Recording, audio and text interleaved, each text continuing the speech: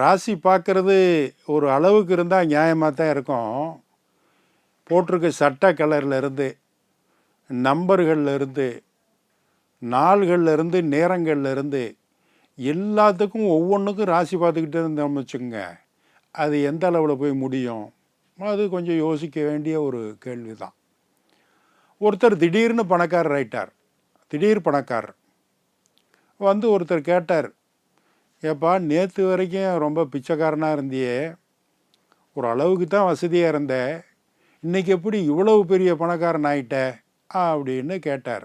அந்த காலத்தில் குதிரை ரேஸெல்லாம் ஓடிக்கிட்டு இருந்த நேரம், எல்லாம் குதிரையில் பணத்தை கட்டி தான் நான் வந்து பணக்காரன் ஆயினேன் அப்படின்னு அவர் சொன்னார்.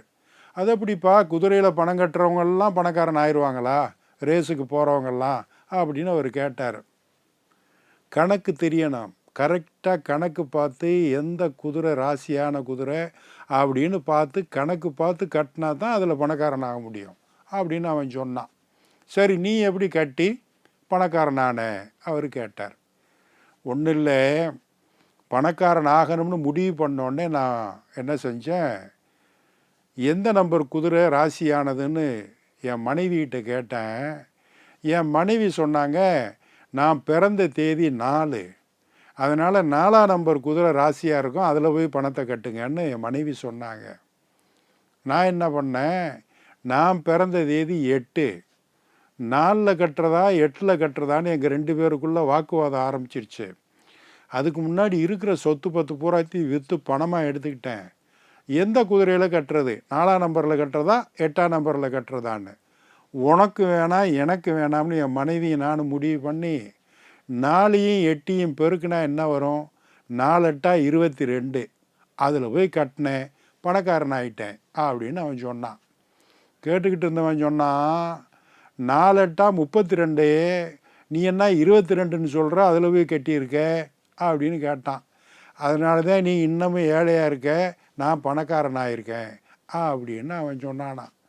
குருட்டாம்போக்கில் தான் அதிர்ஷ்டம் அடிக்கும், அதை வச்சுக்கிட்டு இதில் அடிச்சுன்னு நினைக்கிறது தப்புங்கிறத இந்த கதை சொல்லுது நமக்கு. ஒருத்தன் காலையில் எந்திரிச்சான், எப்பவும் லேட்டாக தான் எந்திரிப்பான். அன்றைக்கி எந்திரிச்சான், மாடியில் தான் அவருக்கு படுக்கை அறை.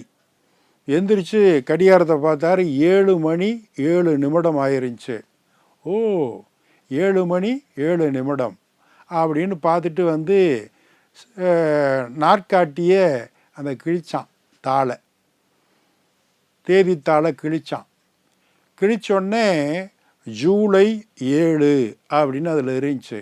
ஓ, இந்த வருஷத்தில் 7வது மாதத்தில் 7வது நாள், பிரமாதம் அப்படின்னு சொல்லிட்டு அப்படியே மாடியிலேருந்து பல்ல விளக்கிட்டு ரோட்டில் போகிற வர வண்டிகள்லாம் பார்த்துக்கிட்டு இருந்தான். பார்த்தோன்னே ஒரு டவுன் பஸ் போச்சு, 7ஆம் நம்பர் டவுன் பஸ் போச்சு. ஆஹா, 7 மணி 7 நிமிடத்துக்கு எந்திரிச்சோம், தேதியை கிழிச்சோடனே நாட்காட்டி தாளை கிழிச்சோடனே ஜூலை 7 7 7ன்னு வந்துச்சு. வெளியே எட்டி பார்த்தா 7ஆம் நம்பர் பஸ்ஸு போகுது. பல்ல விளக்கிட்டு குளிச்சு ரெடியாகி வெளியே போய் டிஃபன் சாப்பிட போனான் ஹோட்டலுக்கு. இட்லி தோசை காஃபி எல்லாம் சாப்பிட்டோன்னே பில்லு வந்துச்சு. ஜிஎஸ்டியோட 77 ரூபா 77 பைசா வந்துச்சு. அடேங்கப்பா, இன்றைக்கி என்னமோ 7ஆம் நம்பரில் ஒரு ஸ்பெஷல் இருக்குது அப்படின்னு இவராக முடிவுக்கு வந்தான். அப்போ என்ன, குதிரை ரேஸ் தான் அப்போ இருந்துச்சு. என்ன பண்ணுவோம், இன்றைக்கி மொத்தமாக எல்லா சொத்தையும் விற்போம், கொண்டு போய் 7ஆம் நம்பர் குதிரை எதுன்னு பார்த்து அது தலையில் கட்டுவோம். காலையில் எந்திரிச்சிருந்து 7ஆம் நம்பர் நமக்கு கூட வந்துக்கிட்டே இருக்குது, போய் கட்டுவோம் அப்படின்னு எல்லாத்தையும் பணத்தெல்லாம் எடுத்துகிட்டு நேராக போனான். உலகின் அதிர்ஷ்டம் அப்படின்னு அந்த 7ஆம் நம்பர் குதிரைக்கு வேறு பேர் வச்சுருந்தான். பிரமாதம் அப்படின்னு போய் 7ஆம் நம்பரில் கொண்டு போன பணத்தை பூரா கட்டிட்டு நின்றுக்கிட்டு இருந்தான். வரும்னு அந்த குதிரை 7வது இடத்துல வந்து சேர்ந்துச்சு. அவ்வளோதான். எல்லாத்துலேயும் 7ன்னு நம்பிக்கை வச்சியே, அந்த குதிரையும் 7ல் தான் வரும்ன்ற நம்பிக்கை உனக்கு இல்லையா, இல்லாமல் போச்சு. அது மட்டும் 1ல் வரணும்னு நினச்சா என்ன நியாயமா அது? அடுத்த ஒரு நிகழ்வில் சந்திப்போம்.